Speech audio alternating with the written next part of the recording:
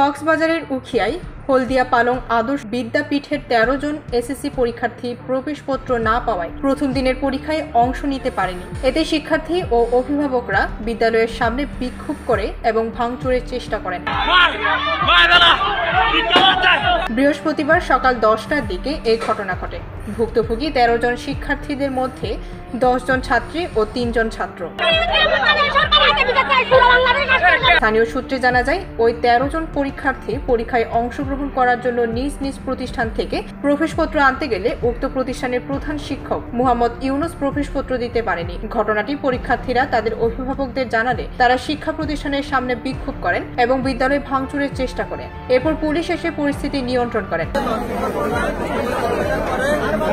উখিয়া উপজেলা নির্বাহী কর্মকর্তা মোহাম্মদ কামরুল হাসান চৌধুরী জানান, ঘটনাটি জানার সঙ্গে সঙ্গে অতিরিক্ত জেলা প্রশাসক এবং চট্টগ্রাম শিক্ষা বোর্ডকে বিষয়টি জানানো হয়েছে। এ বিষয়ে বিস্তারিত তদন্ত করে পরবর্তী ব্যবস্থা গ্রহণ করা হবে বলেও তিনি জানান। ডেস্ক রিপোর্ট, ভোরের পাতা।